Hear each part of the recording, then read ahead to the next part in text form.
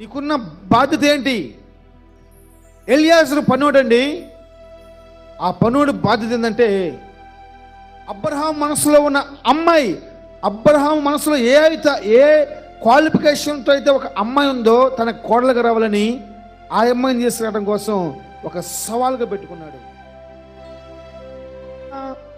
భారము నీకు బాధ్యతగా మార్చబట్టలేదు. తల్లి మనసులో ఉన్న భారము, తండ్రి మనసులో ఉన్న భారము మనకి బాధ్యతగా మార్చబడాలి. నాలో ఉన్న భారము సంఘంగా మీరు బాధ్యతగా తీసుకోవాలి. అప్పుడే అవి క్రియారూపం దాల్చబడతాయి. యేసు ప్రభువులో ఉన్న భారము 12 మంది శిష్యులకి బాధ్యతగా మార్చబడిపోయింది. అది సర్వలోకానికి దీవెనకరంగా మార్చబడిపోయింది. హల్లెలూయా. బాధ్యత ఉంటే సినిమా హాల్ చుట్టూ తిరుగుతావా? బాధ్యత ఉంటే స్నేహితులతో తిరుగుతావా? జాగ్రత్త, జాగ్రత్త. సాతానుగాడు గర్జించు సింహం వలె బయట పొంచులేస్తూ ఉన్నాడు.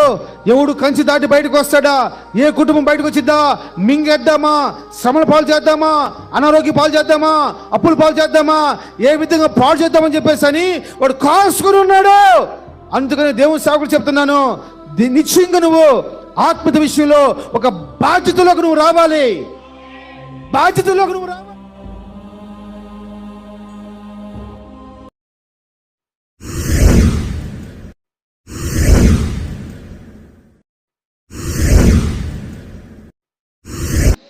మన ప్రభువును రక్షకుడైన యేసుక్రీస్తు వారి శ్రేష్టమైన నామంలో ఈ పునరుద్ధానపు ఆరాధన కూడి వచ్చిన మీ అందరికీ కూడా నా హృదయపూర్వకమైన వందనాలు తెలియజేస్తున్నాను. దేవుడు మీ అందరినీ దీవించును గాక. ఆమేన్. బైబిల్ తెరిచి ఆదికాండం 24వ అధ్యాయము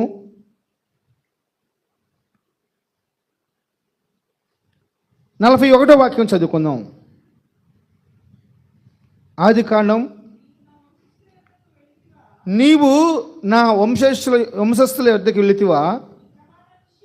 ఈ ప్రమాణ విషయంలో ఇక నీకు బాధ్యత ఉండదు. వారు ఆమెను ఇయ్యని ఎడల కూడా ఈ ప్రమాణము విషయంలో నీకు బాధ్యత ఉండదని చెప్పాను. ప్రార్థన చేసుకుందాం. మహాపరిశుద్ధుడైన తండ్రి, నమ్మకస్తుడైన దేవుని మీకు వందనాలు. ఇప్పటి వరకు జరిగించినటువంటి ఆరాధన, పాటలు, పరిచయం అన్నింటిలో బట్టి స్తుతిస్తూ ఉన్నాను. ఇదిగో వాక్యాన్ని ధ్యానం చేసుకోబోచుండగా నీ కృప కలిగిన మాటలు మాకు వినిపింప చేయండి. వాక్యానికి వ్యతిరేకంగా పనిచేస్తున్న ప్రతి దురాత్మక శక్తులను బంధించండి నాయన. అయ్యా, మా మాటలు కాదు, మీరే మాలో ఉండి మాట్లాడాలి ప్రభువా. అప్పుడే మా జీవితానికి ఉపయోగకరంగా మార్చబడతాయి. అప్పుడే ఆ మాటలు మాకు మేలుకరంగా మార్చబడతాయి. సహాయం చేయండి, అభిషేకించండి. ప్రతి దురాత్మక శక్తులను బంధించండి. అలసల ఆత్మకు తీసివేయమని, వాక్యము ప్రజలు వింటుండగానే వాళ్ళ హృదయంలో మీ కార్యాలు జరిగించమని యేసు నామములో ప్రార్థన చేస్తున్నాను తండ్రి. ఆమేన్. క్లియర్గా ఉంది కదా బాబు? బాక్స్ బాగుంది కదా? ఇంకొంచెం పెట్టవచ్చు అంటావా? కొంచెం పెడతాను, ట్రై చేయనా?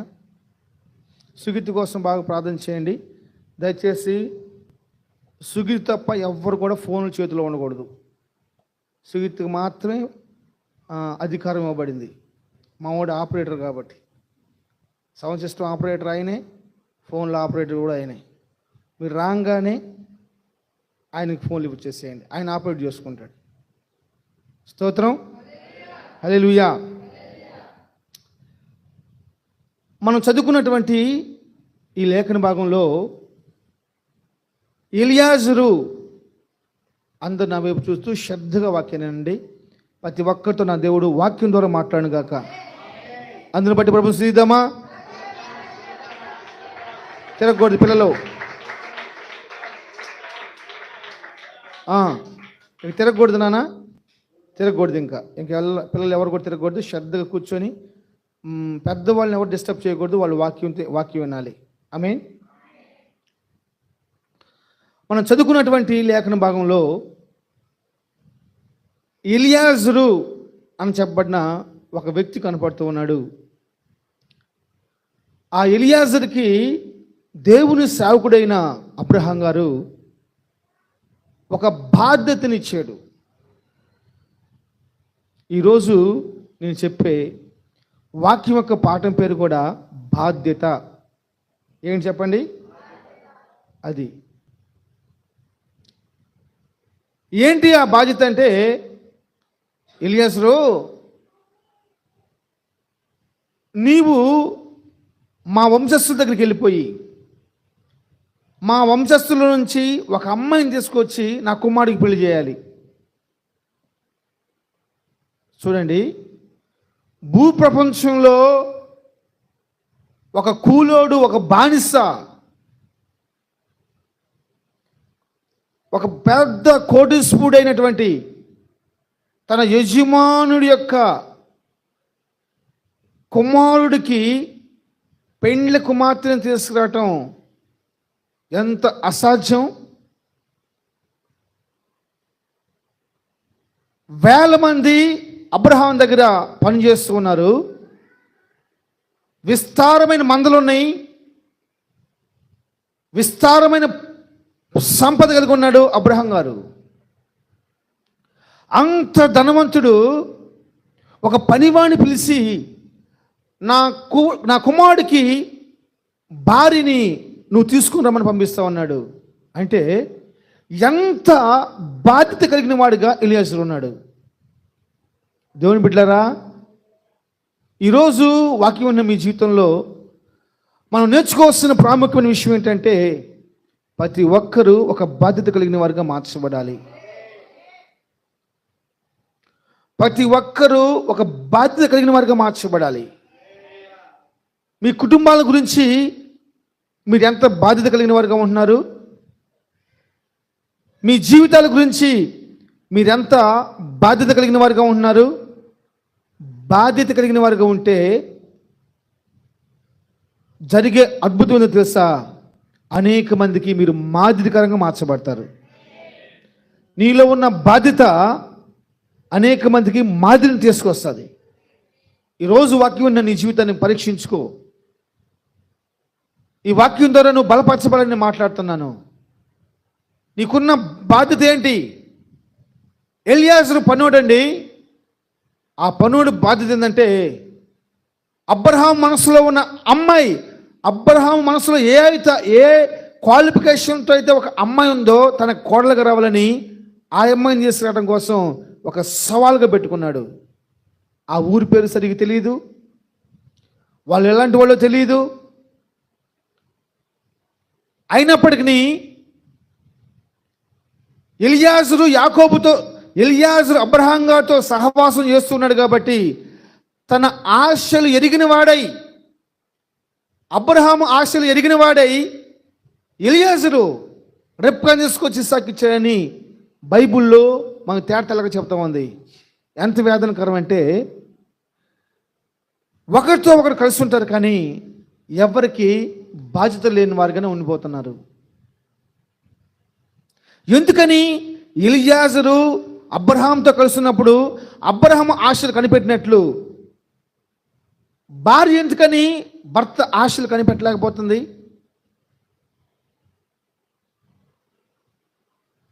భర్త ఎందుకని ఆ కుటుంబం పట్ల ఇంకా బాధ్యతగా లేకుండా పోతున్నాడు?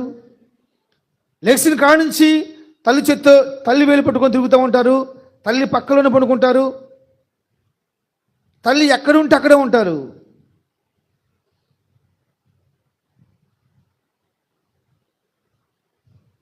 తల్లితోనే ఉంటారు కానీ తల్లి మనసులో ఏముందో పిల్లలకు తెలియదు, తండ్రి మనసులో ఏముందో పిల్లలకు తెలియదు. భుజాల మీద ఎక్కుతారు, తొక్కుతారు, వాళ్ళ మనసులో ఏముంది గ్రహించుకోలేరు. ఎందుకని ఆ బాధ్యత లేదు మీకు? ఈ తరం ఒక బాధ్యత కలిగిన తరంగా మార్చబడుగాక. ఈ తరము అనేక మందికి మాదిరికరం చూపించే తరంగా మార్చబడుగాక. చూడండి, తామలపాకులో ఇంతకుముందు ఏం చేసేవాళ్ళంటే దానికి కొంచెం సున్నం రాసి దానిపైన ఒక వక్క ఉంటాయి, నల్ల వక్కలు, అవి పగలు కొట్టి దాన్ని మేసేసుకొని తినేవాళ్ళు. వక్క చాలా గట్టిగా ఉంటుంది కదా, చాలా గట్టిగా ఉంటుంది. అయితే ఎప్పుడన్నా మా ఇంట్లో ఆ వక్కలు కూడా భలే ఉంటాయి, గుండెల్లాగా, పెద్ద పెద్ద గుండెల్లాగా ఉంటాయి అప్పట్లో, మరి పెట్టడం నాకు తెలియదు, పెద్ద పెద్దగా ఉంటాయి. అవి నలగొట్టుకొని ఆకులు వేసుకొని కొంచెం సున్నం పోసుకొని వేసేసి తినేవాళ్ళు. అయితే మా అమ్మ కూడా తింటుంది. ఎప్పుడన్నా ఒకసారి ఎవరిని ఇచ్చినప్పుడు నేను కూడా ఏం చేస్తానంటే నాకు కూడా ఇవ్వమనేవాడిని. ఇచ్చే నోట్లు వేసుకుని నలిగేది కాదు. అప్పుడు మా అమ్మతో చెప్పేవాడిని, ఇది నలగట్లేదమ్మా, ఏం చేయమంటావు, నువ్వు నవిలి నాకు ఇవ్వమని చెప్పేవాడిని. మా అమ్మ నోట్లు వేసుకొని దాన్ని మొత్తం నవిలి పిప్పు చేసేసేసి దాని రసం వెండకుండా అది ఉండలాగా చేసి ఆమె నాలుగుతో మొండ చేసేసి నాకు ఇస్తుంది. అది నోట్లో పెట్టుకుని తినేవాడిని. ఎవరు అన్నారా? పులిపిట్ మేము చెప్తున్నాను సాక్ష్యం. నిన్న ప్రేయర్ జరుగుతూ ఉంది ప్రేయర్ హాల్లో. వాళ్ళ నాన్న 2 కాళ్ళు చచ్చుబడిపోయినాయి. ఆయన భుజాల మీద మోసుకొని నడుస్తాడు, మెల్లగా నడుస్తాడు. ఎంత మెల్ల నడుస్తాడంటే ఇక్కడి నుంచి గేట్ కాడికి వెళ్ళేకి ఆల్మోస్ట్ పావు గంట పైన పట్టింది. వాళ్ళు మీటింగ్ హాల్ నుంచి బయటకు రావడానికి 2 గంటలు పట్టింది, లేకపోతే కనీసం గంటని బట్టి ఉంటుంది. భుజాల మీద వేసుకొచ్చుకున్నాడు వాళ్ళ నాన్ని. వాళ్ళ నాన్న ఆయన చెప్పాడంట, అయ్యా నేను పులిపీటికి దగ్గరకు కూర్చొని ఆశ ఉందరా వాక్యం వింటాను. కానీ ఏం ఆశ ఉందంట? పులిపీటకు దగ్గరికి కూర్చొని వాక్యం నాకు ఆశ ఉందని చెప్పాడంట. తీసుకొచ్చాడు. 4 గంటల కంటే ఎక్కువ సమయం కింద కూర్చున్నాడు. కుర్చీ కూడా లేదు. కాళ్ళు మంటలు వస్తుంటే తన బ్యాగ్ నుంచి జెండు బాంబు తీసిచ్చాడు. జెండు బాంబు పోసాడు. రుద్దుతూ ఉన్నాడు, ఆ మంటలు తగ్గిపోతున్నాయి. రుద్దుతూ ఉన్నాడు, ఆ మంటలు తగ్గిపోతున్నాయి. మళ్ళీ భుజాన్ని వేసుకొని మీటింగ్ హాల్లోకి బయటికి వెళ్ళిపోయాడు. నా ముందు జరుగుతున్న సిచ్యువేషన్ ఇదంతా. కానీ ఏంటో తెలుసా? ఆత్మీయత కోసం పోరాటం. ఏంది నేను చెప్తున్నాను? ఈ తరం ఏ తరం అంటే నీ ఆత్మీయ జీవితం కోసం నువ్వే ఒక మంట కలిగిన వాడిగా మార్చబడాలి. ఈ ఆత్మీయ జీవితం కోసం నీకు నువ్వే ప్లాన్ చేసుకోవాలి. నేను ఎలా ఆత్మీయుడిగా మార్చబడాలని చెప్పేసి అని. మా అమ్మ బాగా నవ్వులేసేసి నాకు ఇస్తే నేను దాన్ని తినేవాడిని. ఎంత సరదాగా ఉండేది. ఈరోజు వాళ్ళ అమ్మ తాగిన గ్లాసులో మంచినీళ్ళు మీరు తాగండి. మేము భోజనం చేస్తున్నాక థమ్స్అప్ తీసుకొచ్చారు తాగమని. మేమేమో 8 మంది ఉన్నాము, వాళ్ళేమో 4 గ్లాసులు తెచ్చారు. ఏంది అడిగితే ఆ గ్లాస్ ఒక్కొక్కటి 5 రూపాయలు అంట. చిన్న గ్లాసే, ప్లాస్టిక్ గ్లాస్, చాలా గట్టి, చాలా బాగుంది. సరే నేనేం చేశానంటే, అబ్బాయి నేనైతే మూదిపెట్టి తాగుతాను, తాగేవాళ్ళు నా గ్లాస్ తాగేవాళ్ళు అయితేనే నాతో ఉండాలని చెప్పేసి అన్న. సరే మొత్తం మీద 2-3 ఉన్నారనుకో. ఇప్పుడు ఎవరు మూతి పెట్టి తాగితే పక్కన వాళ్ళు తాగుతారు?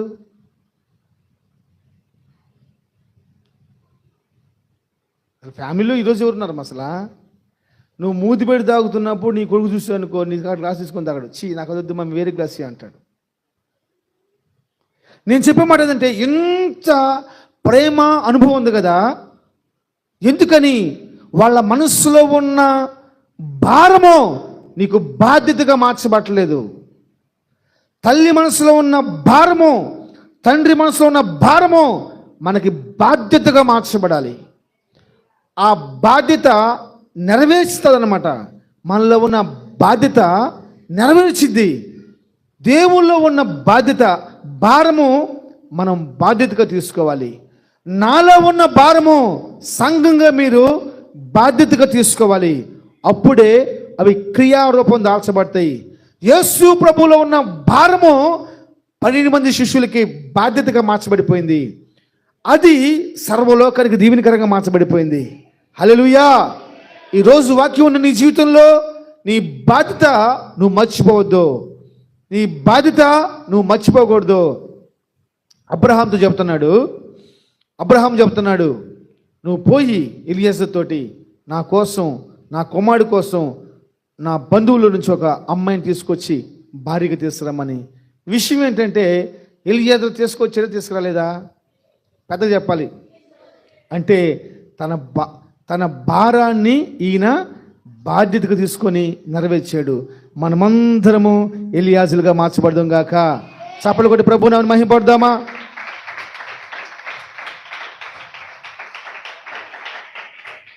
హల్లెలూయా.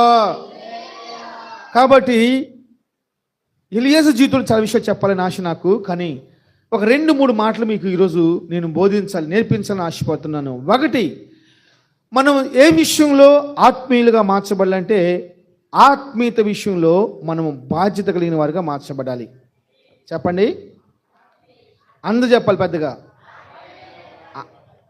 మా గౌరవించండి అన్న మాటకి అందరూ చెప్పండి. ఆత్మీయత విషయంలో బాధ్యత కలిగిన వారిగా మార్చబడాలి. నీ ఆత్మీయత విషయమై నువ్వే ఒక బాధ్యత కలిగిన వాడిగా మార్చబడాలి.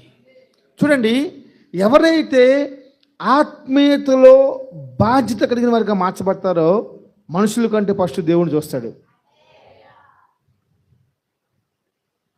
24వ అధ్యాయము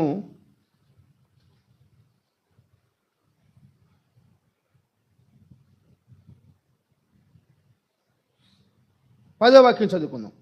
24:10.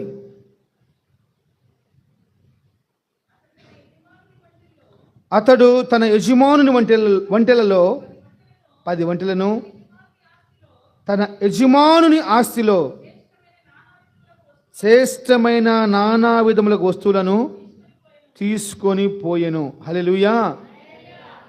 తీసుకున్నాడా, ఇచ్చాడా? చెప్పాలి.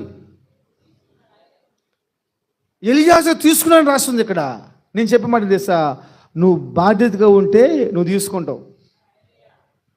ఇవ్వాల్సిన అవసరం లేదు. ఇస్తే లిమిట్లు ఇస్తాను, తీసుకుంటే నీకు కావాల్సింది తీసుకోవచ్చు. ఆమేన్.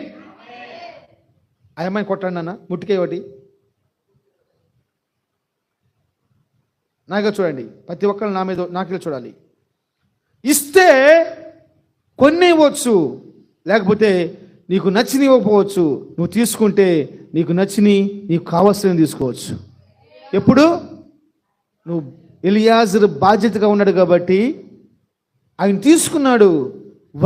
ఒంటిల శాలకి వెళ్ళాడు, తనకు నచ్చినటువంటి 10 వంటలు తీసుకున్నాడు. బెడ్రూమ్లోకి వెళ్ళిపోయాడు, ఆ బీరువా ఓపెన్ చేశాడు. దానికి కావాల్సిన బంగారాన్ని, తనకు కావాల్సిన నాణ్యాలని, తనకు కావాల్సినటువంటి వస్తువులన్నీ శ్రేష్టమైన తీసుకున్నాడు. తీసుకొని పారిపోతే పరిస్థితి ఏంది? నాకు చూడమ్మా, తీసుకొని పారిపోతే బాధ్యత కలిగిన వాడు పారిపోడు. కష్టమైన, నష్టమైన, ఇరుకైన, ఇబ్బంది అయినా, వ్యాధునైనా, ఏదైనా సరే నా యజమానుడి మాటని నెరవేర్చాలన్న వైరాగ్యం మాత్రం తనకుంటుంది. అందుకే చిన్నవారు, పెద్దవారు, ముసలివాళ్ళు, ముతకవాళ్ళు, ఆడవాళ్ళు, మగవాళ్ళు ఎవరైనా సరే మీలో బాధ్యత ఉంటే ఫ్యాన్లు కురేసుకోరు, బాధ్యత ఉంటే పురుగుల మందు తాగరు. నిన్న ఒక మెసేజ్, 24 సంవత్సరాల కుర్రోడు చదువుకోమని వాళ్ళ అమ్మ నాన్న కూలి పని చేసేసి డబ్బులు పంపిస్తూ ఉన్నారు. స్నేహితులతోటి సరదా కాపటం అలవాటైపోయి బీచ్ల చుట్టూ తిరిగి, ఆడపిల్లలతో తిరిగి ఆ పంపించిన డబ్బులు మొత్తం వ్యర్థం చేసుకున్నాడు. ఫీజుగా తనకు డబ్బులు లేవు. మళ్ళీ అడగటానికేమో భయం వేసేసింది. మొత్తం మీద వాళ్ళ కాళ్ళు ఇల్లు కాళ్ళు పట్టుకొని ఫీజు కట్టేసాడు. ఎగ్జామ్ డేట్లోకి వెళ్ళాడు, ఎగ్జామ్ రాసేసాడు. మైండ్కి ఏం రావట్లా, బయటకు వచ్చేసాడు. ఒక మెసేజ్ పెట్టాడు ఫోన్లో, మమ్మీ డాడీ నన్ను క్షమించండి, నేను మీకు చాలా భారంగా మార్చబడిపోయాను. నేనేమీ మీ భారాన్ని పంచుకునే బాధ్యత నాలో లేదు, నన్ను క్షమించండి, నేను మీకు దూరంగా వెళ్ళిపోతానని చెప్పేసి అని 70 రూపాయలు పెట్టేసేసి చిన్న పురుగులు మందు కొనుక్కున్నాడు. పొలంలోకి వెళ్ళేది, పొలంలో చల్లే మందు కొనుక్కున్నాడు. కూల్ డ్రింక్లు పోసుకొని తాగేసాడు, చనిపోయాడు. నీ పాటిని చచ్చిపోయావు. ఆ ముసలోళ్ళు తల్లిదండ్రులు ఎవరు పోషిస్తారు? ఎవరు పోషిస్తారండి? బాధ్యత ఉంటే సినిమా హాల్ చుట్టూ తిరుగుతావా? బాధ్యత ఉంటే స్నేహితులతో తిరుగుతావా? చదువుకునే సమయంలో చదువుకోవాలి. పరీక్షలు ముందు పెట్టుకున్నప్పుడు అన్నము, నిద్ర, మన అన్నది ప్రతి ఒక్కరు మర్చిపోవాలి. నీ ముందు మాత్రం ఒక గోల్ ఉండాలి. ఆ గోల్ ఏదో తెలుసా? ఒక బాధ్యత. ఒక బాధ్యత, ఒక బాధ్యత. ఆ బాధ్యత నెరవేర్చుకోవడానికి అన్నిటినీ చంపేసుకోవాలి. నువ్వు చచ్చిపోకూడదండి. బాధ్యత ఉన్నవాడు ఎలా చచ్చిపోతాడు? బాధ్యత ఉన్నవాళ్ళు ఏం చేస్తారంటే, ఇంట్లో 4 పిల్లలు ఉన్నారు, 7 చపాతీలు ఉన్నాయి. అందరికీ 2 వేసి ఆమె ఏం చేసి తెలుసా? ఒకటి తినేసేసి గ్లాస్ మెడిసిన్ దగ్గర పనుకుంటుంది. బాధ్యత ఆకలిని మర్చిపోయేలాగా చేస్తుంది. బాధ్యత ఎదుటి వాళ్ళకి పెట్టి సంతోషించేదిలాగా చేస్తుంది. హల్లెలూయా. బాధ్యత చంపేయదు, బాధ్యత చచ్చిపోదు. బాధ్యత చంపేయదు, బాధ్యత చచ్చిపోయేలాగా చేయదు. బాధ్యత భారాలు నెరవేర్చిద్ది. నువ్వు బాధ్యతగా ఉన్నావు అనుకో, బైబిల్ చెప్తున్న మాట ఏం తెలుసా, నీకు కావాల్సిన నువ్వే తీసుకోవచ్చు.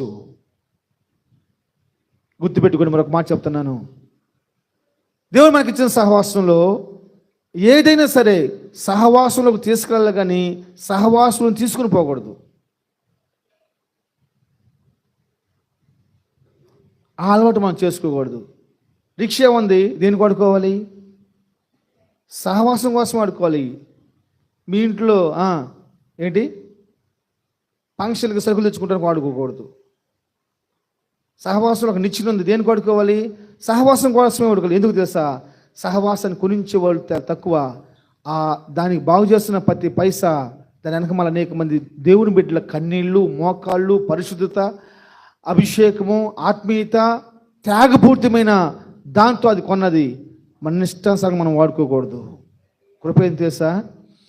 నా కలిగి ఉన్న ఆత్మీయ వస్తువులు ఇవ్వటానికి నేను ₹1,00,000 డబ్బులు ఇవ్వటానికి ఇష్టపడతాను, కానీ నేను కలిగి ఉన్నటువంటి ఆత్మీయ వస్తువులు ఇవ్వటానికి మాత్రం నేను ఇష్టపడను. స్తోత్రం. నెంబర్ 1 ఏదో తెలుసా? మీరు మీ ఆత్మీయత విషయంలో బాధ్యత కలిగిన వారిగా ఉండాలి.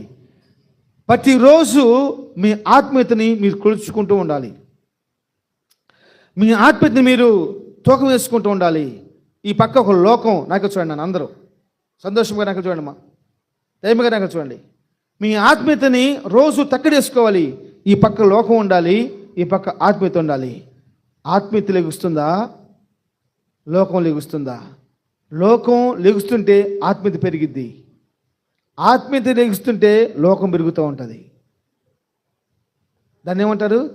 కాటని తక్కిడ, మొగ్గు ఎక్కువ వేస్తే మంచిదా, మొగ్గు తక్కువ వేస్తే మంచిదా?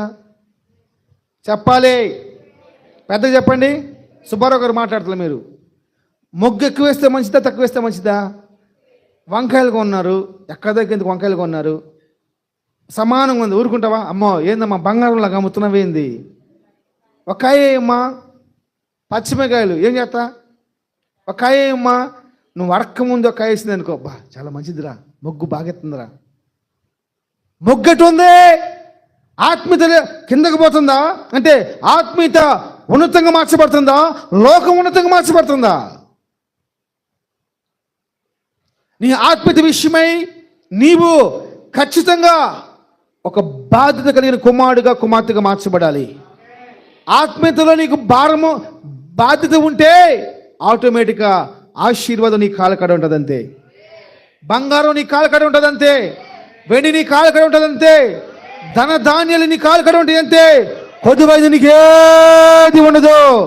హల్లెలూయా, hallelujah, praise the Lord, praise the Lord, praise the Lord, praise the Lord, praise the Lord, praise the Lord. ఆమేన్.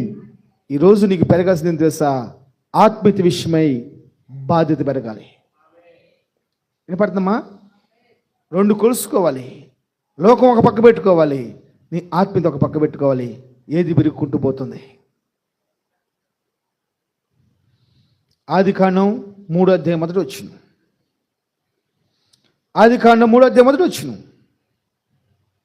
త్వరగా. దేవుడైన యెహోవా చేసిన సమస్త భూజంతుల్లో సర్పము యుక్తిగల దేవుడేను, అది ఆ స్త్రీతో ఇది నిజమా?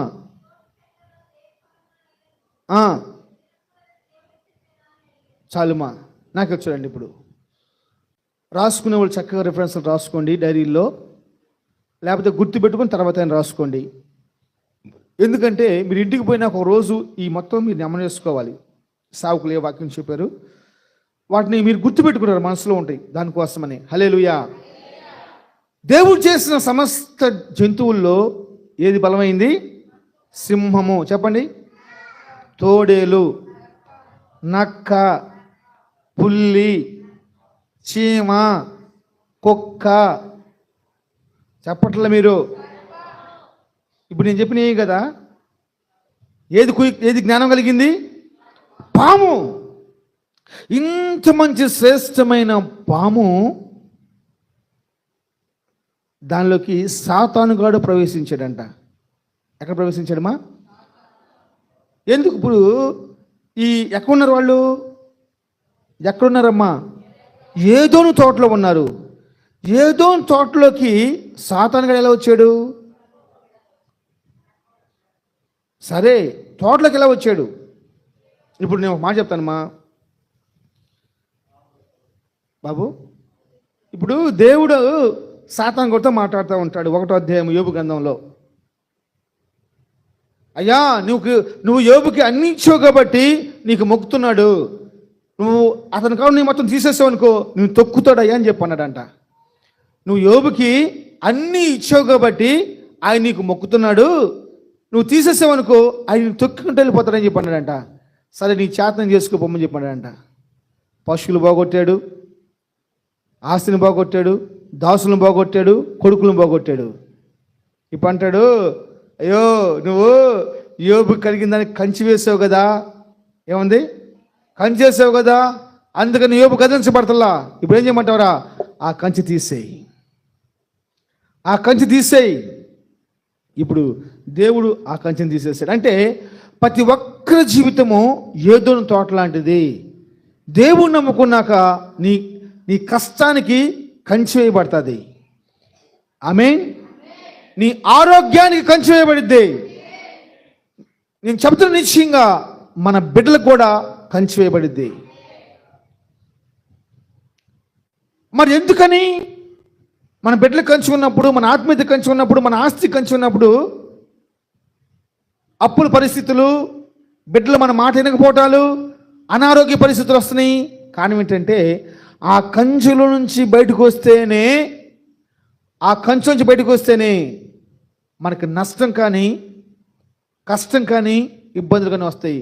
ఆ కంచులో ఉన్నంతకాలం నువ్వు సస్యశ్యామలంగా మార్చబడతావు, సౌఖ్యంగా మార్చబడతావు. ఏది కొదువైన దానిగా నువ్వు ఉండవు, ఏది కొదువైన వాడిగా నువ్వు ఉండవు. నువ్వు కోరుకున్నది చేరుకునేంత వరకు దేవుడిని విడిచిపెట్టడు. వాళ్ళు ఏదోని తోటలో ఉన్నారు. ఏదోని తోటలో ఏదోని తోటలో ఉన్న వాటిలోకి సాతాను ఎలా వచ్చాడు? దేవుడు కంచి తీసేసాడా? తీలా. సర్పము తోటలోంచి బయటికి వెళ్ళింది. ఎక్కడికి వెళ్ళింది? అందుకే మీకు దండాలు పెట్టి చెప్పేది ఏంటంటే, ప్రార్థన మొదలు పెడేటప్పుడు బయటికి వెళ్ళబాకమని చెప్తా. పోయేదని ఒక్కదానిమే పోతావు, వస్తేప్పుడు ఇద్దరుగా వస్తారు. అది బాధ నాది. ఆ వచ్చేవాళ్ళు ఎవరైనా ఇద్దరు ఒక మనిషిని తీసుకొస్తే ఏం కాదు, ఆ నల్లమొహం తీసుకొస్తాంటవి నువ్వు. అందుకే లేచిపోబాకంట. నేను డాక్టర్ గుంపులో కూర్చున్నప్పుడు లేచిపోవే. అప్పుడు ఊరుకోరుగా 10 మంది 10 మాటలు అంటారు కదా. ఇక్కడ ఎవరంటారు? నీదే ప్రభుత్వం, నువ్వే రాజు, నువ్వే మంత్రివి. హల్లెలూయా. ఈ పాము ఏం చేసిందంటే, ఆ కంచె కలిగిన ఏదో తోట నుంచి బయటికి వెళ్ళిపోయింది. బుచ్చేటప్పుడు కాసుకుంటూ చూస్తున్నాడు. జాగ్రత్త, జాగ్రత్త. సాతానుగాడు గర్జించు సింహం వలె బయట పొంచులేస్తూ ఉన్నాడు. ఎవడు కంచి దాటి బయటకు వస్తాడా? ఏ కుటుంబం బయటకు వచ్చిద్దా? మింగేద్దామా? శ్రమల పాలు చేద్దామా? అనారోగ్య పాలు చేద్దామా? అప్పుల పాలు చేద్దామా? ఏ విధంగా పాడు చేద్దామని చెప్పేసి అని వాడు కాసుకుని ఉన్నాడు. అందుకని దేవుని సేవకులు చెప్తున్నాను, నిశ్చయంగా నువ్వు ఆత్మత విషయంలో ఒక బాధ్యతలోకి నువ్వు రావాలి. బాధ్యతలోకి నువ్వు రావాలి. ఆ కంచి దాటిన వెంటనే బయట సాతానుగాడిని మింగేస్తాడు. నేను ఒక పెద్ద సాక్ష్యం చెప్తా ఉన్నాడు. రైల్వే స్టేషన్లో మేము కూర్చొని ఉన్నాం. మధ్యాహ్నం ట్రైన్ లేట్ అయింది, 2:30 గంట. మమ్మల్ని చూసి, అయ్యా మీరు ప్రార్థన పోయిస్తున్నారంట. అవునయ్యా అని చెప్పన్నాను. మేము కూడా పోయేస్తున్నాం అయ్యా అని చెప్పన్నారు. నీకు ఎంత వయసు అన్నాడు. అయ్యా నాకు 41 వచ్చినాయి అయ్యా అని చెప్పన్నాను. నాకేం తెలుసు అయ్యా 68 సంవత్సరాలు చెప్పేసి అన్నాడు. వాళ్ళ భార్య భర్త ఇద్దరు ఉన్నారు. 68 సంవత్సరాల వయసులో ఆయన దేవుణ్ణి నమ్ముకున్నారని చెప్పేసి అని వాళ్ళ ఇంట్లో వాళ్ళందరూ బయటికి నెట్టేశారంట. ఎవరో తెలుసా? కడుపుడు పుట్టిన 2 కూతుళ్ళు, కడుపును పుట్టిన కొడుకు. ఆయనకు ఒక రోగం వస్తే ఏ డాక్టర్ ఇడిపించలేకపోయారు, బాగు చేయలేకపోయారంట. అప్పుడు యేసు ప్రభు నమ్ముకుంటే యేసు ప్రభు ఆయన చెప్పాడు, ప్రభువు నన్ను బాగు చేస్తాడని చెప్పాడు. ప్రభువు బాగు చేయాలి మనల్ని. ప్రభువు మనల్ని బాగు చేస్తే మనం బాగుపడతాం. తర్వాత ఒకరోజు భయంకరమైన షుగర్ వచ్చేసిందంట. ఆయన అంటున్నాడు, ఈరోజు నాకు షుగర్ లేదయ్యా అంటున్నాడు. ప్రభువు నన్ను బాగు చేశాడు అంటున్నాడు. నాకు అర్థమైన విషయం ఏంటంటే ఆయన పైన ఎవరు పరిపాలన చేస్తుంది తెలుసా? ప్రభువు పరిపాలన చేస్తూ ఉన్నాడు ఆయన పైన. ప్రభువు పరిపాలన కిందకు వస్తే రోగాలు మనం లెక్క చేయం. ఆమె ఆయన అంటాడు, ఒకరోజు భయంకరమైన గ్యాస్ వచ్చిందంట. ఆ గ్యాస్ గుండెలు తట్టుకుందంట. వాళ్ళ అమ్మ తన భార్య వాళ్ళు అంటే అత్తమామ వచ్చేసేసి, నీ భర్త బతకడు, చచ్చిపోతాడు, మనం వెళ్ళిపోతాం రా, వెళ్ళిపోతామని చెప్పేసి రమ్మంటే ఈయనంట చేయి పట్టుకున్నాడంట, నన్ను విడిచిపోవద్దమ్మని చెప్పేసి అని. ఈరోజు వాళ్ళిద్దరు కుడికి వచ్చారు. అని అంటున్నారు, నన్ను అనేక మంది నా వాళ్ళు కూడా నెట్టేశారు, నన్ను అనేక మంది నా కన్నబిడ్డలు కూడా నెట్టేశారు. నేను అడిగాను, మీ బిడ్డలకి ఆత్మీయత లేదా, రక్షణ లేదంటే లేదయ్యా, లేదయ్యా. ఆయన సాక్ష్యం నాకు చాలా ఆదరణ కలిగించింది. ఒక ఉన్నతమైన అభిషేకం నాకు ఇచ్చింది. నేను చెప్పేది తెలుసా, నువ్వు ఆత్మీయత అనే కంచెలో నుంచి బయటకు వచ్చేసావనుకో, సాతానుగాడు మింగుతాడు నిన్ను, సాతానుగాడు ఆవరిస్తాడంతే. పాము శపించబడింది, భూ ప్రపంచంలో ఏది శపించబడింది లేదండి. కంచెగల తోటలోంచి బయటకు వస్తే నువ్వు శపించబడిపోతావు. నువ్వు ఆత్మీయత విషయమై నీకు బాధ్యత లేకపోతే నువ్వు శపించబడిపోతావు. పాము శపించబడిందని 3వ అధ్యాయం రాస్తుందండి. రీజన్ ఒకటే, కారణం ఒకటే. కారణం కంచె కలిగిన తోట నుంచి బయటకు వచ్చేసింది. ఆత్మీయత విషయమైన బాధ్యత లేదు. ఆత్మీయత విషయమైన బాధ్యత లేదండి. ఆత్మీయతలో బాధ్యత ఉంటే ఎందుకు పోయింది? అయ్యో, నేను కంచె కలిగిన తోటలో కదా ఉండాల్సింది, ఈ తోట నుంచి పోతే పరిస్థితి ఏంది? ఇప్పుడు ఏదో తోటలోకి ఏమొచ్చినాయి? సర్పంతో పాటు సాతాను కూడా చేశాడు. తెగిపోయింది గేట్. అక్కడ ఆ గేట్ కంచి తెగిపోయింది, గేట్ తెగిపోయింది. 2వ అధ్యాయము పరమగీతాల గ్రంథము 2వ అధ్యాయము 15వ వాక్యం చదవండి. పరమగీతాల గ్రంథము 2వ అధ్యాయము 15వ వాక్యం చదవండి త్వరగా.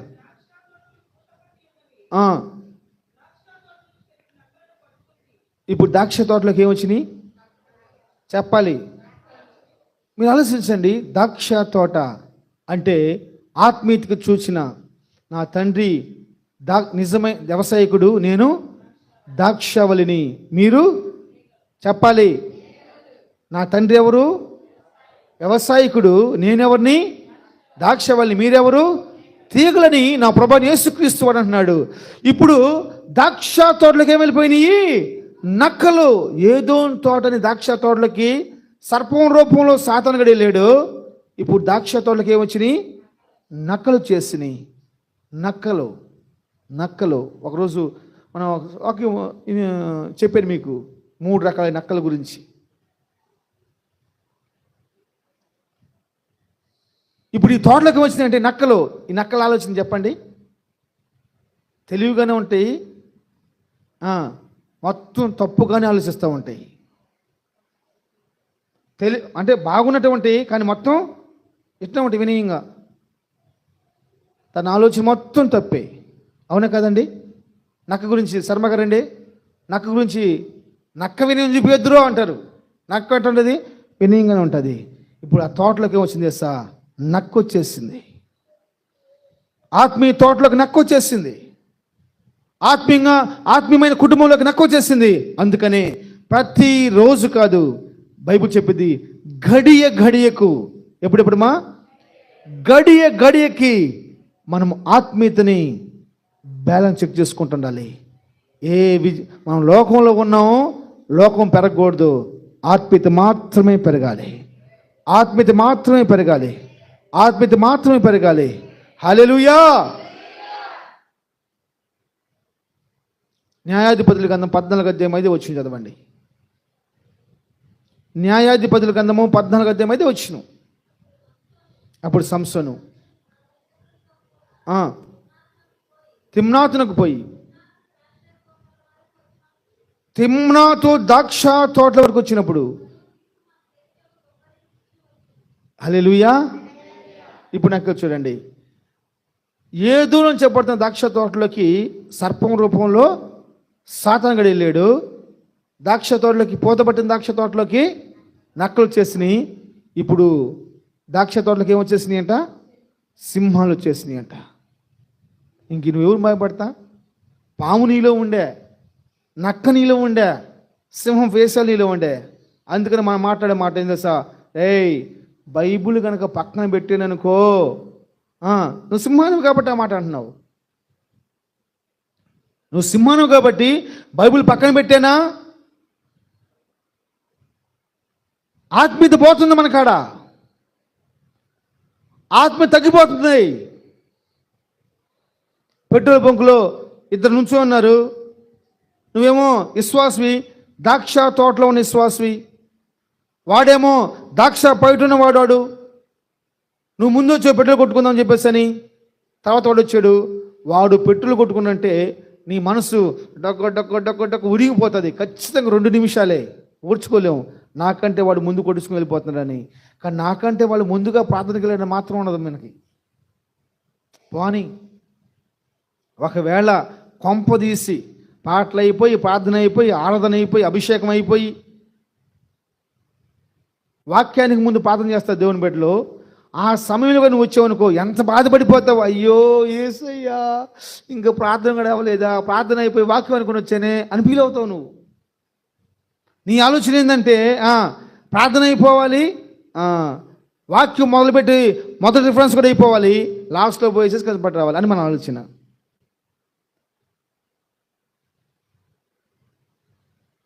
ద్రాక్ష తోటలోకి సింహాలు వచ్చేసినాయి. ఆత్మీయ జీవితంలో సింహాలు చచ్చిపోవాలి, నక్క స్వభావం చచ్చిపోవాలి, పాము స్వభావం చచ్చిపోవాలి. పాము అనగా విషము, నక్క అనగా వేషధారణ, సింహం అనగా మన బలం. విషపు మాటలు చచ్చిపోవాలి, అతి తెలివిన చచ్చిపోవాలి, మన బలం చచ్చిపోవాలి, వేషధారణ జీవితం చచ్చిపోవాలి. ఆత్మీయతలో మనం దినదినము అభివృద్ధి పరచబడుతూ ఉండాలి. ఆత్మీయ పోరాటములో మర్చిపోయి గోడి మీద చప్పట్లు కొట్టద్దు. ఆత్మీయ పోరాటములో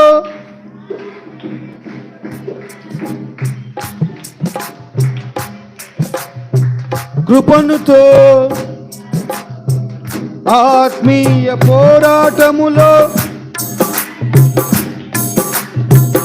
అనుక్షణము బలపరచే కృపను తోడుంచావు. ఘనులైనా తప్పలు కొడతలా,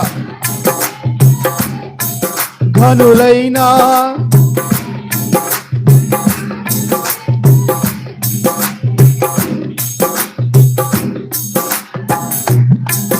పాడాలి.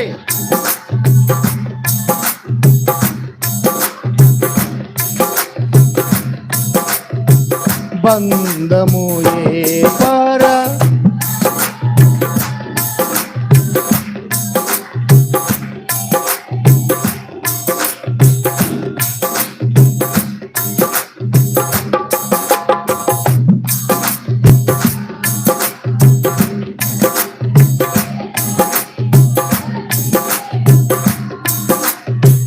మరచిపో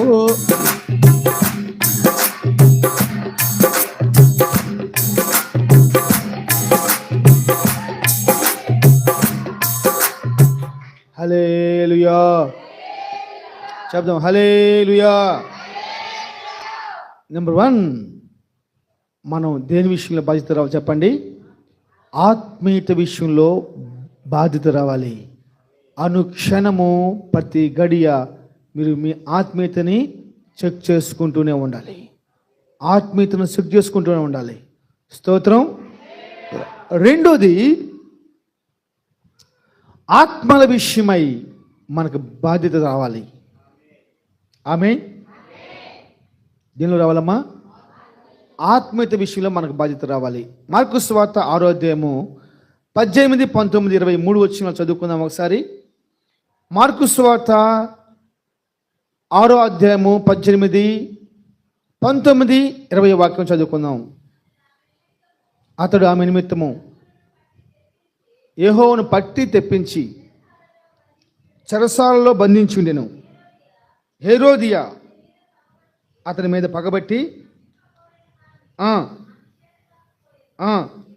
ఎందుకనగా యెహోవాను నీతిమంతుడును పరిశుద్ధుడునగు మనుషుడని హేరోదు ఎరిగి. హల్లెలూయా. ఇక్కడ ఒక రాజు భార్య, ఒక సేవకుడు, ముగ్గురు కనపడుతూ ఉన్నారు. ఎవరెవరమ్మా? రాజు గారి భార్య, ఒక సేవకుడు. మీరు ఆలోచించండి, యెహోవా ఎవరు?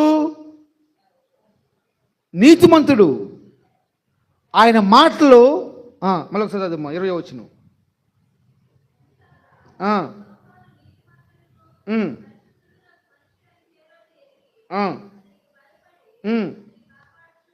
హల్లెలూయా. అతను కాపాడుతూ వచ్చాను.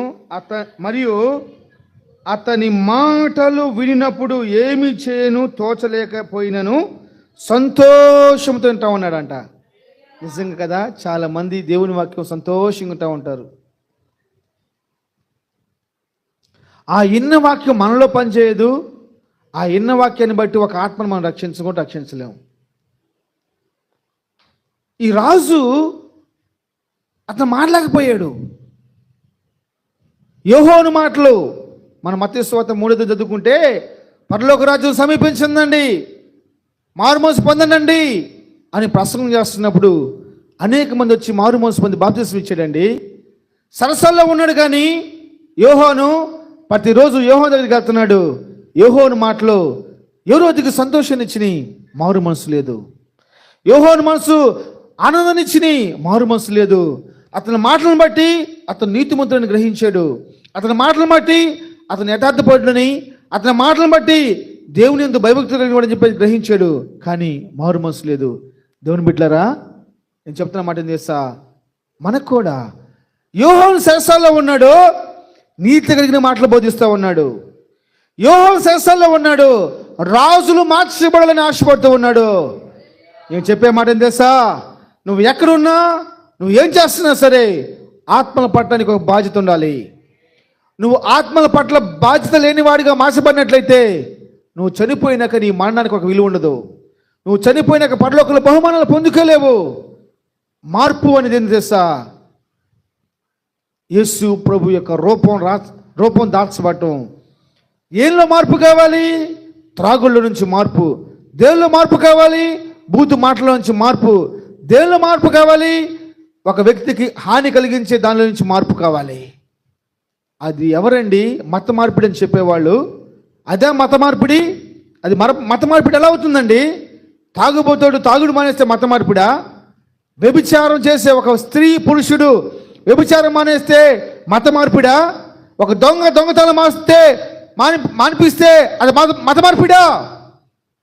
తల్లిదండ్రులకు లోబడినవాడు, తల్లిదండ్రులకు అన్నం పెట్టినవాడు లోబడేవాడిగాను, అన్నం పెట్టేవాడిగాను మార్చబడితే దాని పేరు మత మార్పిడా? అందుకని నువ్వు ఎలా తయారవ్వాలి తెలుసా? ఆత్మీయతలో ఒక బాధ్యత కలిగిన వాడిగా మార్చబడాలి. అలాగనే ఆత్మల విషయమై ఒక బాధ్యత నీకు రావాలి. మోకాళ్ళు వంగాలి. హల్లెలూయా. జాగ్రత్తగానండి. ఆత్మల విషయమై మనకు బాధ్యత పెరగాలంటే మనకి మోకాళ్ళ జీవితం అవసరం. ఆత్మీయ జీవితం పెరగాలన్నా, బాధ్యతకరంగా మార్చబడాలన్నా, ఆత్మల విషయమై భారంగా మార్చబడాలన్నా, కానీ మనకు కావాల్సిన ప్రాముఖ్యమైన విషయం తెలుసా? మోకాళ్ళ జీవితం. ఒకసారి 24:10 చదువు. మళ్ళీ ఒకసారి 24:10 ఆదికాండం.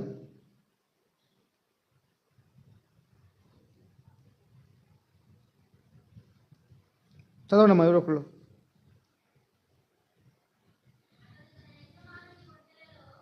అమ్మా 9 చదువుతుంది.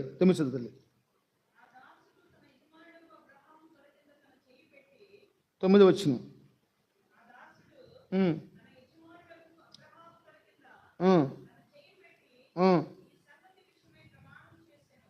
ఒక్క నిమిషం.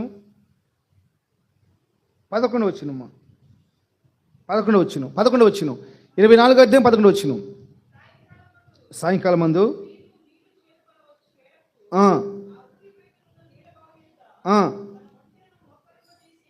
ఆమేన్. హల్లెలూయా. చేతులు పైకి చెప్పండి, హల్లెలూయా. ఎప్పుడు మోకరింపజేశాడు? ఎక్కడ మోకరింపజేశాడు? ఈ 2 మాటలు గుర్తుపెట్టుకోండి. ఎప్పుడు మోకరింపజేశాడు? ఎక్కడ మోకరింపజేశాడు? నీళ్ల బావి అంటే అర్థం ఏంటంటే ఆత్మీయత. రెండోది వచ్చేలేకే సాయంకాలం ప్రతి ఒక్కళ్ళు మోకరించే అనుభవంలోకి రావాలి. నీ పనుల్లో, నీ వ్యాపారంలో, నీ ఉద్యోగంలో, అది ఏదైనా సరే మోకరించే అనుభవంలోకి నువ్వు రావాలి. సాయంకాలం ప్రతిరోజు సాయంత్రం నీ హాల్లో, నీ కిచెన్లో, నీ బెడ్రూమ్లో కంపల్సరీ మోకాళ్ళ మీదకి రావాలి. స్తోత్రం. ఉందా మీకు మోకాళ్ళ జీవితం? ఉందా? ఒకళ్ళు ఒక ఉపవాసపాదం చేస్తున్నారంట. చాలా తక్కువ మంది ఉన్నారు, ఒక 20-30 మంది. వాళ్ళు మోకరించేసి ప్రభు స్తుతిస్తూ ఉన్నారంట. ఒక దెయ్యం పట్టిన ఆమె బయట నుంచి పరిగెత్తుకుంటూ లోపలికి వచ్చేసింది.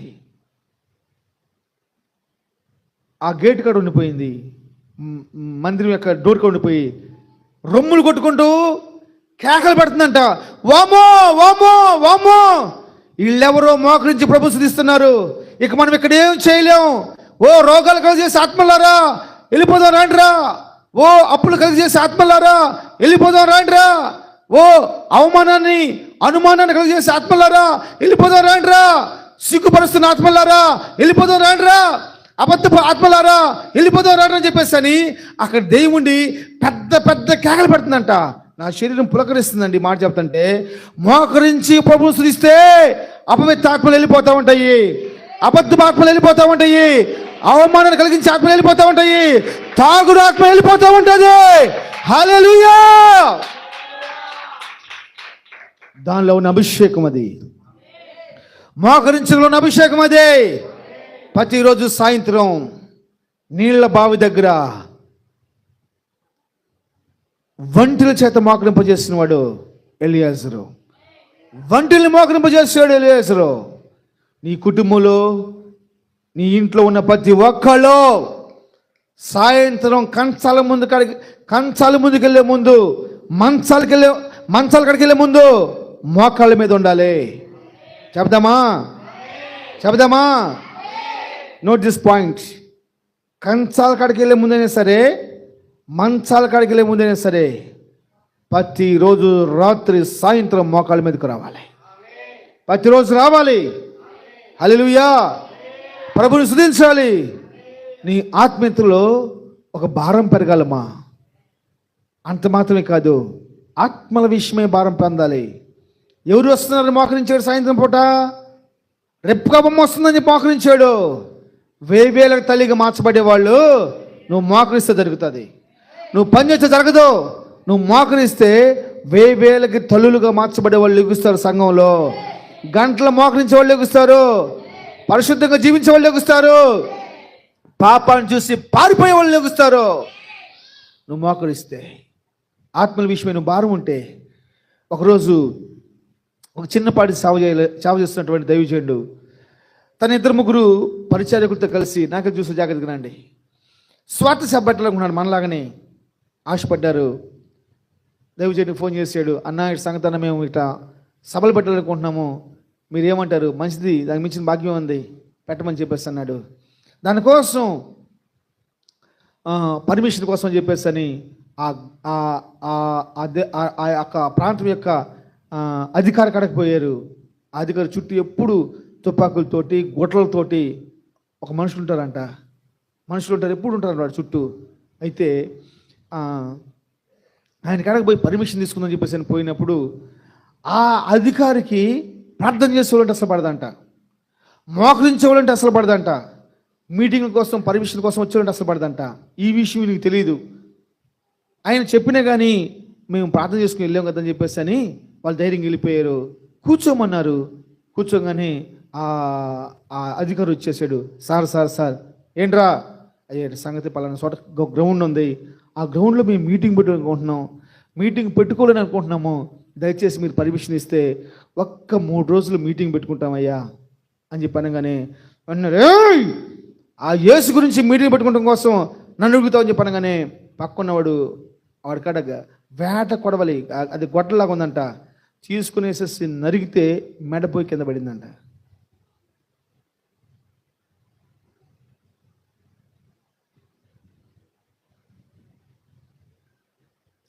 మెడదే కింద పడిందంటమ్మా. స్వార్థ సభ కోసం ఒక ప్రాణత్యాగం. భార్య చదువు లేదు, 2 చిన్న బిడ్డలు, 10 సంవత్సరాల బిడ్డలు. ఆలోచించలా. పోలీసులు వచ్చారు, వాడిని జైలు తీసుకుని పోయారు, దొంగని, ఆ నరికిన వాడిని తీసుకుని పోయారు. ఆ భార్యలకు సాక్ష్యం చెప్తుంది, ఒక ఆత్మరక్షణ కోసం నా భర్త తలకాయ అనే విత్తనం నేను భూమిలో నాటాను. నా భర్త నిజమైన సేవకుడు. నా భర్త తల భూములు విత్తనంగా నాటబడింది. ఒక ఆత్మ బతికిద్ది, ఒక ఆత్మ వచ్చిందని చెప్పేసి అని 3 సంవత్సరాలు గడిచింది. 3 సంవత్సరాల తర్వాత ఒక వ్యక్తి మారుమనసు పొందాడు. ఆ ఊర్లో 30 సంఘాలు కట్టాడు. ఆ ఊర్లో 20,000 మంది అక్కడ మీటింగ్ జరుపుకుంటున్నారు. ఆ వ్యక్తులు తెలుసా, ఆ తల నరకనే ఆయనే. ఎవరి తల అయితే, ఏ సాగుతులకైతే క్రూరంగా నరికేశాడో ఆ వ్యక్తి ఉదయకాలం ఆ సాక్ష్యం అంటున్నప్పుడు నా హృదయంలో ఒక భారం పెరిగిపోయింది. ఆత్మల కోసం నేనేం చేయగలుగుతున్నాను? 1 గంట నిద్ర మానుకోగలుగుతున్నానా? 10 రూపాయలు డబ్బులు ఖర్చు పెట్టగలుగుతున్నానా? వాళ్ళేమో ప్రాణాలు త్యాగం చేసి ఆత్మను రక్షిస్తున్నారే.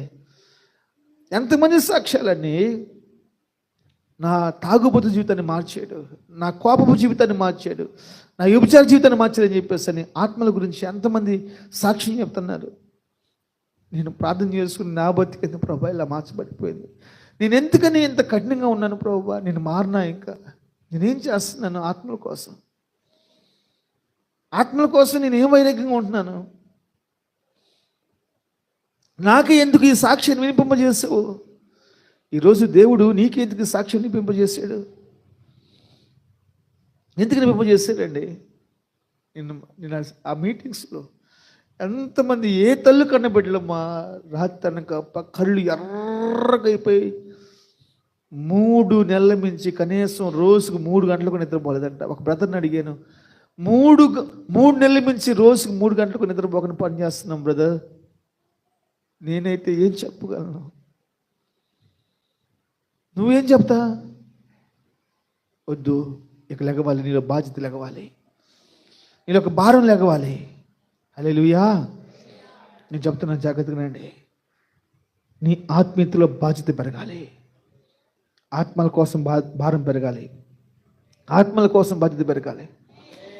అలాగనే నీ ఆరోగ్య విషయంలో కూడా నీకు బాధ్యత పెరగాలి. నీ ఆరోగ్య విషయంలో కూడా నీకు బాధ్యత పెరగాలి. లేసులు పడించిన ప్రార్థన చేసుకుందాం. 1, ఆత్మీయతలో బాధ్యత పెరగాలి. 2, ఆత్మల విషయమై బాధ్యత పెరగాలి. 3, ఆరోగ్య విషయమై బాధ్యత పెరగాలి. నువ్వెందుకు ఆరోగ్యకరంగా ఉండాలి తెలుసా? ఆత్మీయతలో ఒక మాదిరిని చూపిస్తావని. నువ్వెందుకు ఆరోగ్యకరంగా ఉండాలి తెలుసా? ఆత్మ సంపాదన వలేస్తావని. లేసులు పడండి, బైబిల్ కింద పెట్టండి, బైబిల్ నేను పట్టుకోమన్నప్పుడు పెట్టండి. 2 చేతులు ఆకాశం వైపు, నీ దేవుడు సింహాసనం వైపెత్తు. నీ దేవుడు ఏ పక్కన్నాడో ఆ పక్క వైపెత్తు. ప్రభువా, ప్రభువా, నాలో ఎందుకు ఇషప స్వభావం వచ్చేసింది? ఆత్మీయతలోంచి నువ్వు బయటికి వెళ్ళావమ్మా. నీలో ఎందుకని నీలో ఎందుకని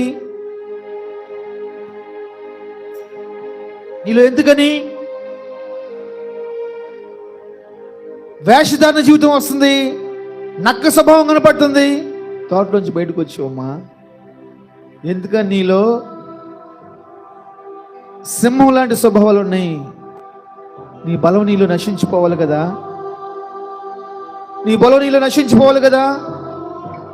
నో తెరవ్వా, నో తెరవ్వా, నో తెరవ్వా. ఆత్మీయ పోరాటములో ఆదరణ కరువైనా అనుక్షణము బలపరచే కృపను తోడుంచావు. ఒక 5 నిమిషాలు. ఆత్మీయ పోరాటములో ఆదరణ కరువైనా అనుక్షణము బలపరచే కృపను తోడుంచావు. గనులైనా చేయలేని ఘన కార్యములెన్నో చేసి, గనులైనా చేయలేని బంధము ఏర్పరచావు.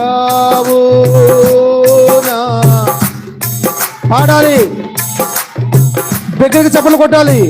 బంధము ఏర్పరచావు నా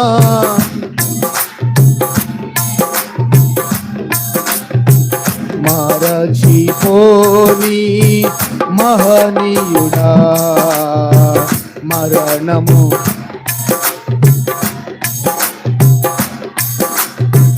మరచిపోని మహనీయుడా, మరణము గెలచిన ఆదియు నీవే అంతము నీవని నిన్ను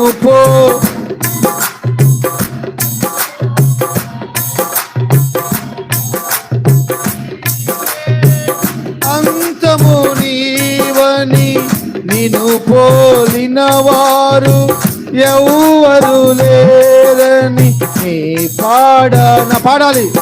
అభిషేకం దింపడండి, ఆత్మలో పరవశించండి, ఆత్మలో పరవశించండి. ఆమేన్, ఆమేన్.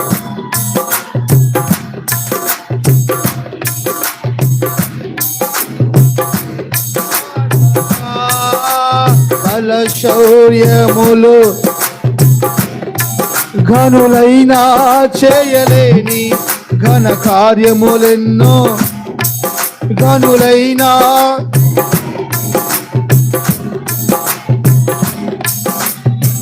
బంధము ఏర్పరచావు నా. కళ్ళు మూసుకోవాలందరూ, కళ్ళు మూసుకోవాలందరూ. బంధము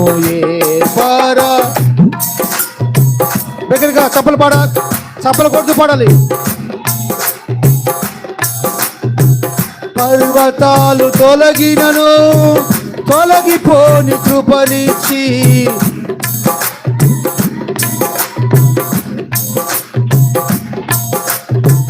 పర్వతాలు తొలగినను తొలగిపోని యేసయ్యా, యేసయ్యా.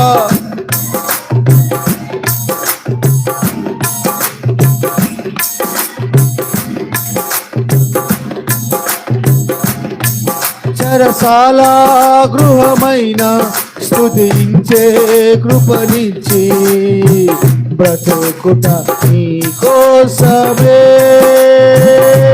నా చావైన నీ కోసం, బ్రతుకుట నీ కోసమే నా చావైన నీ కోసమే. మరచిపోని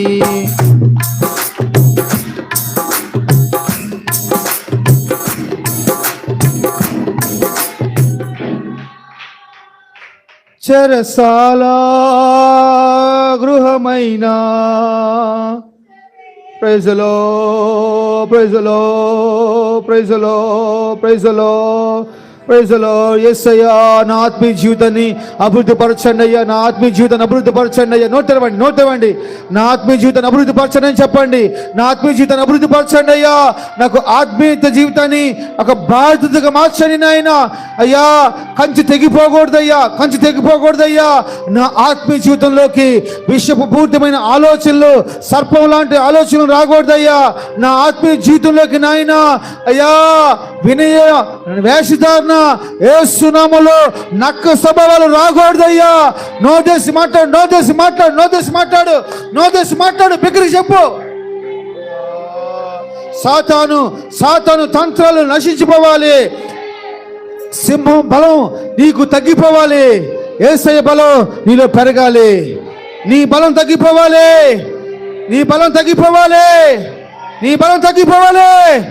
యేసయ్య నీకు ఇచ్చే ఆరోగ్యం పెరగాలి. ఆత్మల పట్ల భారం పెరగాలి. యోహాను సరసాల్లో ఉన్నాడు, నీతిమంతుడిగాను ఉన్నాడు. ఓ రాబా బాబా లామా షబారబా తిఖబరల రామా రిఖరల రాబా షబాల తిథరల రామా మామా. హల్లెలూయా. యోహాను సరసాల్లో మాట్లాడు. నోరు తెరవండి. ఒక 5 నిమిషాలు, ప్రార్థనకు ముందు ఒక 5 నిమిషాలు మనం మాట్లాడదాం. దేవునితో మాట్లాడు ఒక 5 నిమిషాలు. హల్లెలూయా. ఎంత భారం. ఇదిగో సరసాల్లో ఉన్న యోహాను మాటలు యోధా హేరోదుకి సంతోషాన్ని కలిగించిని. హల్లెలూయా.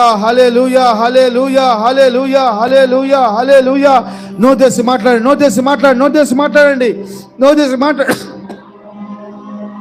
కళ్ళు మూసుకోవాలి ప్రతి ఒక్కరు. దయచేసి నోరు తెరవండి. ఆత్మల పట్ల భారం నాకు కావాలి నాయన. నా స్నేహితులు నశించిపోతున్నారయ్యా, నా కుటుంబీకులు నశించిపోతున్నారయ్యా, నా బిడ్డలు నశించిపోతున్నారయ్యా. అయ్యా, ఆ దైవజనుడు తల ఇత్తనంగా మార్చబడిపోయిందంట.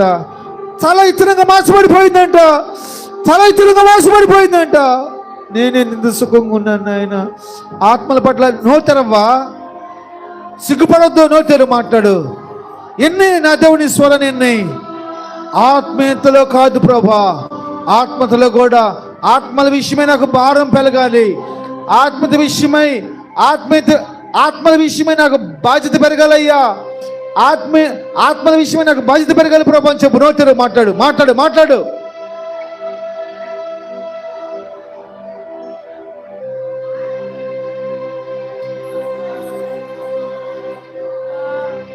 ప్రార్థన చేస్తున్నామా? స్తోత్రాలు ప్రభువా. పరిశుద్ధాత్మ దేవానికి వందనాలు, స్తోత్రాలు చెల్లిస్తున్నామయ్యా.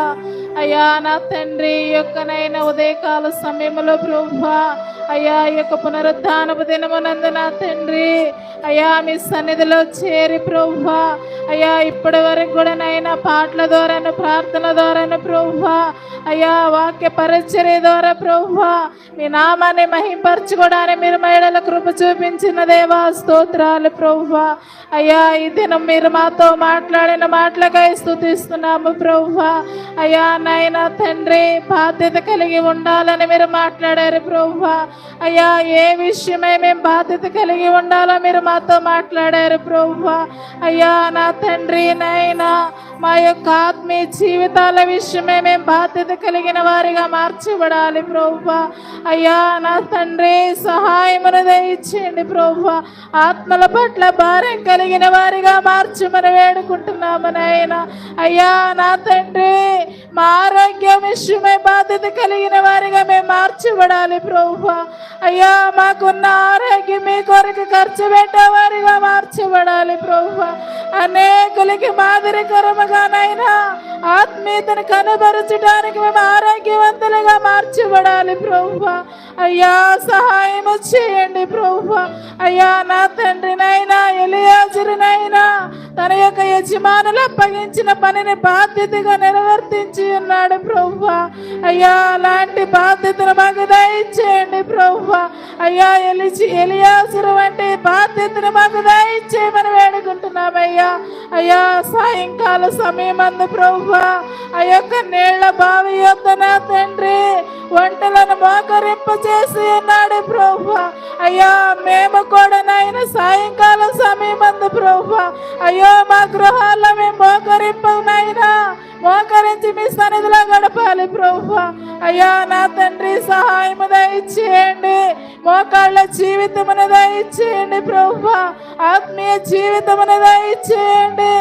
ఆత్మీయత గురించి మీరు మాట్లాడారు ప్రభువా. ఆత్మీయ విషయమై బాధ్యత కలిగిన వారిగా మేమందరము మార్చబడాలి.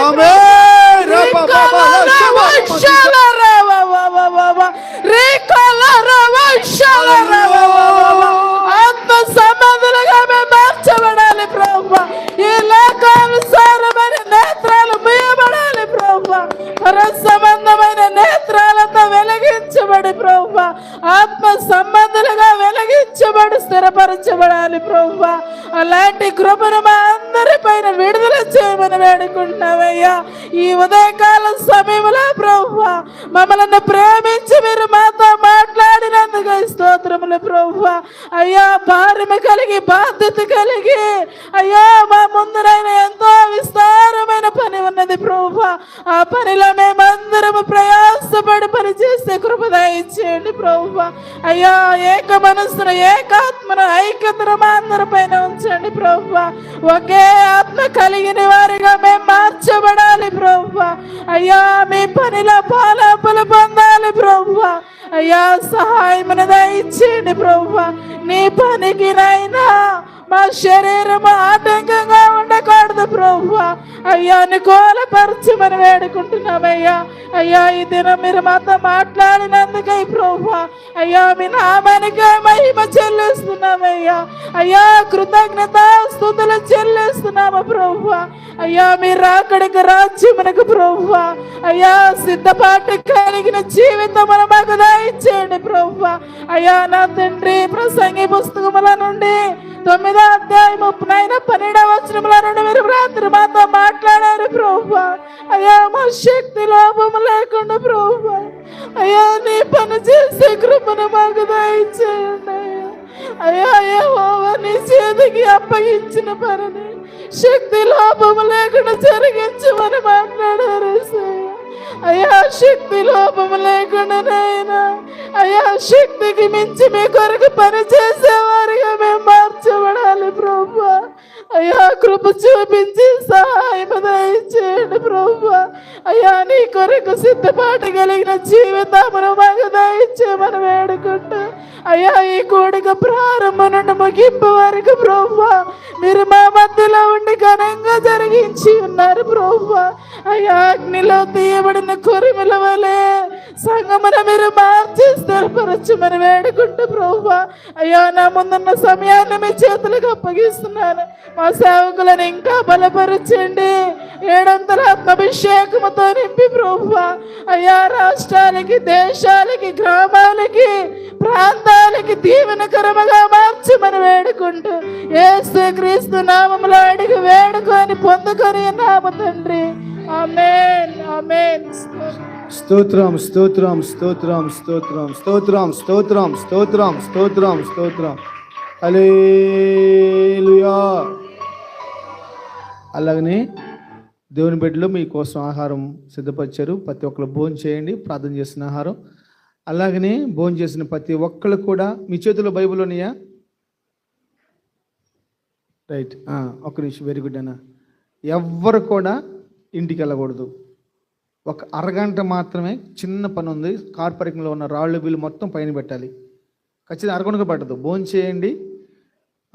మనిషికి ఒక్కొక్క మెట్టుకు ఒకరు సరిపోతారు అంతే. 50 మంది ఉన్నారు మీరు, అక్కడ 40 రాళ్ళే ఉన్నాయి, అక్కడ ఇంకా 10 రాళ్ళు తక్కువ. కాబట్టి ఆ రాళ్ళు మొత్తం తిరగకూడదు, అట్లా అరలు చేయకూడదు. హల్లెలూయా. మాట్లాడబక్కనమ్మా. అయిపోయినాక భోజనం చేసుకున్నాక మనిషికి ఒక రాయి తీసుకెళ్ళి పైన పెట్టేసేసి మనం ఇళ్ళకి వెళ్ళిపోదాం. దయచేసి సహకరించండి సేవకులకి. దేవుడు మిమ్మల్ని దీవించునుగాక. అలాగనే అక్కడ రుణమంటి కూడా మొద్దులు ఉన్నాయి, మగవాళ్ళందరూ ఆ మొద్దులు బయటపడేయాలి. నేను అబ్బాయికి మాట ఇచ్చాను, ఈరోజు నేను తీపిస్తాను చెప్పేసి అని. ఆ స్థలాన్ని కూడా క్లీన్ చేయండి. ఎట్టి పరిస్థితుల్లో సేవకులను గౌరవించండి, మాటను గౌరవించండి. దేవుడు మిమ్మల్ని దీవించునుగాక. తండ్రి దేవునికి స్తుతులు చెబుదామా? కుమారుడైన యేసుక్రీస్తు ప్రభువారికి స్తుతులు చెబుదామా?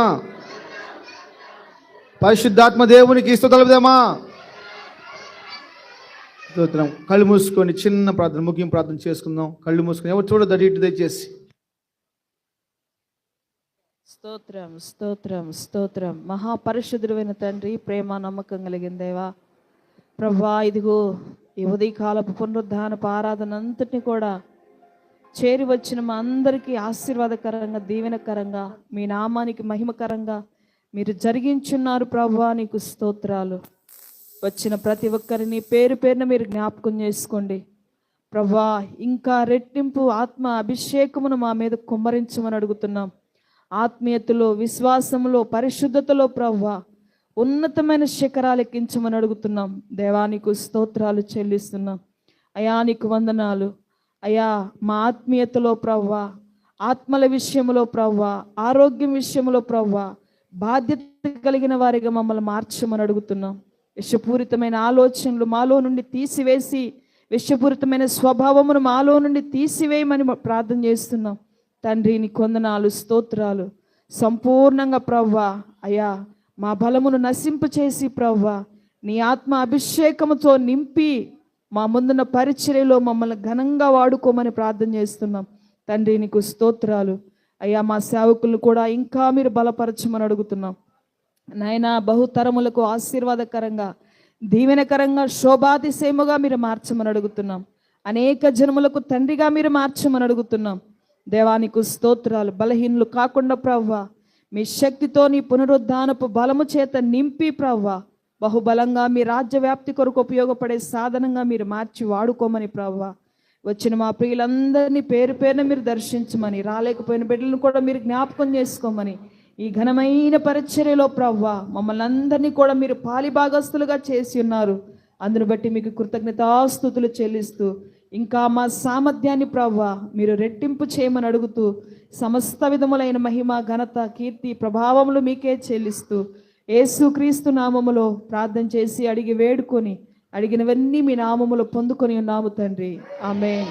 స్తోత్రం స్తోత్రం స్తోత్రం. మన తండ్రి దేవుని ప్రేమయు, కుమారుడు యేసుక్రీస్తు కృపయు, పరిశుద్ధాత్మ అన్యోన్య సహవాసం, ఆదరణ, ఆత్మీయత విషయంలో బాధ్యత కలిగి, ఆత్మల విషయమై బాధ్యత కలిగి, ఆరోగ్యం విషయమై బాధ్యత కలిగి నేను జీవించాలని ఆశపడిన ప్రతి ఒక్కరికి, ఆశ లేక జీవిస్తున్న వారిని ఆశ కలిగించేలాగా మారుస్తున్న దేవుని కృపకు అప్పగిస్తూ, స్థిరపరిచి కృప చూపిస్తూ అంతం వరకు నడిపించునుగాక. ఆమేన్. హల్లెలూయా, హల్లెలూయా, హల్లెలూయా.